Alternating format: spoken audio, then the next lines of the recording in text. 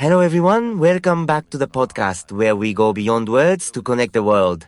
I'm your host, a specialist in multilingual dubbing and localization. Every day, I work to deliver content from around the world.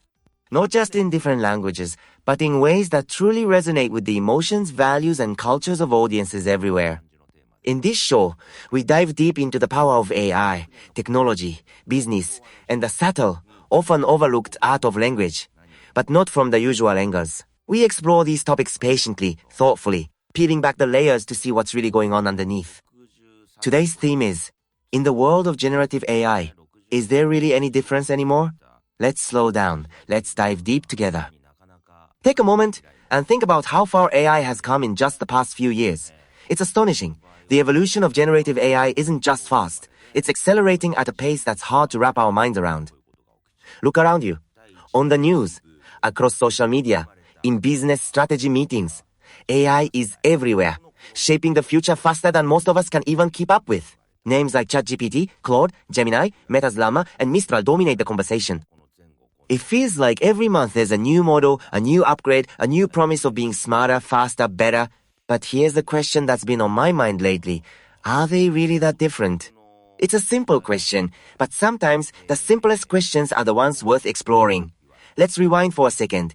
Think about the early days of technology. There was a time when every new device or platform had a unique personality, clear and distinct. Remember Amazon and eBay? Amazon became the powerhouse it is today by mastering logistics and offering an endless aisle of products. eBay, on the other hand, created an experience based on community-driven auctions, a peer-to-peer economy before the term even became popular. Or think about the classic rivalry between iPhone and Android. iPhone stood for a closed, polished, tightly controlled ecosystem. Android, in contrast, championed openness, customization, freedom. As a user, you could feel the difference. The choice was personal. It reflected your preferences, even your philosophy of how technology should work. But now, when we look at generative AI models, ChatGPT, Claude, Gemini, Perplexity, Mistral, the names change, the logos change. But beneath the surface, how different are they really? I have several AI apps installed on my smartphone. The icons are colorful, varied, and yet, curiously, many of them use the same palette. That familiar, shimmering, almost ethereal purple. It's almost as if AI apps have quietly agreed on a dress code. A cosmic coincidence? Or just clever branding psychology? It's a little amusing, but also a little revealing. Of course, if we dig deeper, we can find functional differences. ChatGPT makes generating images easy and intuitive.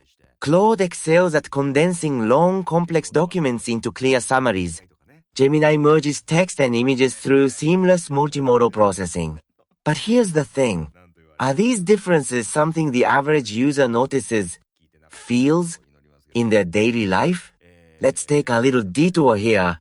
There was a famous prank on an American late-night show. Maybe you've heard of it. They would take last year's iPhone, give it to random people on the street, and tell them it was the new model. And guess what? People would rave about it. It's so much lighter. The camera is incredible. It's faster, so smooth. But, of course, it was the same old device. Nothing had changed. Expectation alone had transformed their perception.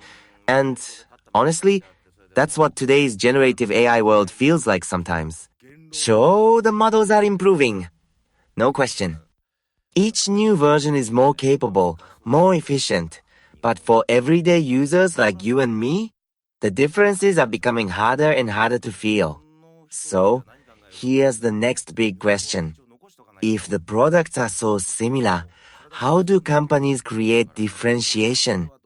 Meta, for example, seems to have embraced the idea that AI models are becoming commodities. Their strategy isn't to make the best model. It's to build the best ecosystem, the best user experience on top of the model. Apple is taking a similar route with its new initiative, Apple Intelligence, tying the technology into the emotional power of its brand. Meanwhile, Microsoft and Google are still competing heavily on the raw horsepower of their models. Google, in particular, is betting big, aiming to completely reimagine the way we search for information using AI. But for the rest of us, the everyday users, it's becoming harder and harder to tell these models apart. Let me pose a question to you. If all the AI apps on your phone suddenly lost their names and logos, could you still tell which one was which? It's a bit unsettling, isn't it? Because most of us probably couldn't. The user experience has become eerily uniform, streamlined, polished, and similar. We've entered what I call a hard-to-differentiate market. So in a world where raw technical specs no longer set you apart, what will decide who wins? I believe there are three key battlegrounds: brand, habit, personalization. Let's break that down. First, brand. Think about it. Apple doesn't just sell high-end gadgets. They sell identity. They sell belonging. Owning an Apple device says something about who you are or who you aspire to be. In the future, AI will follow the same path. It won't just be about features. It will be about meaning. It will be about what kind of person you are if you use this AI. Second, habit. Humans are creatures of habit. Once you get used to a tool, it becomes a part of your life. Even your identity.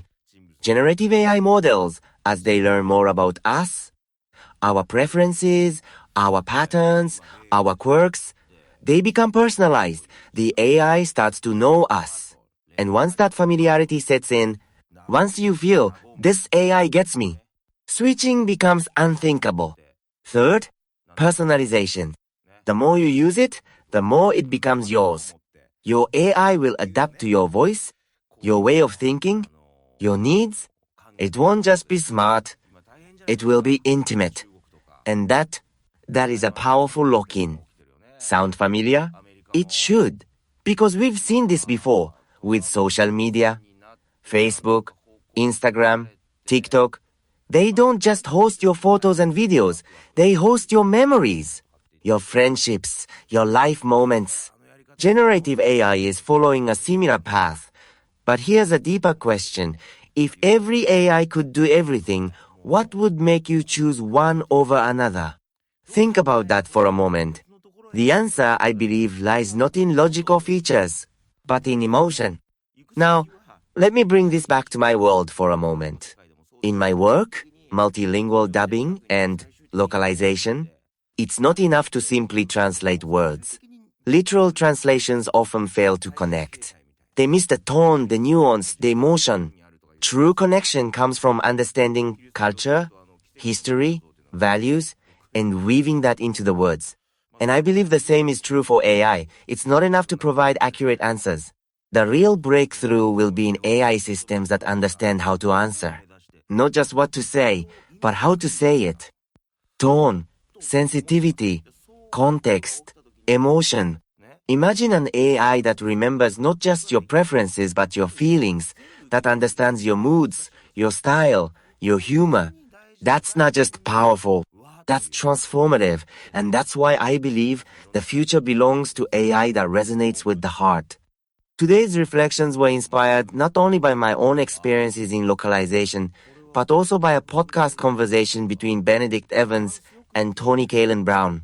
Their insights on AI's commoditization and the future of differentiation really sparked something in me. And I also want to highlight a fantastic video on YouTube, AI, Commoditization, and the Future of Differentiation. It dives even deeper into these ideas and was a big influence on today's episode. If you're curious to explore further, I highly recommend checking it out. As we wrap up today's session, I'd like to leave you with a small reflection. Why do you use the AI tools you use? Is it because of features or because of something deeper? Take a moment. Think about it. We live in a world overflowing with choices. But in the end, it's the ones that connect with us, that understand us, that win our loyalty. Thank you so much for spending your time with me today. I hope today's conversation gave you something new to think about. Until next time, stay curious, stay thoughtful, and remember, while words are powerful, it's emotions that truly build bridges. See you soon. Bye for now.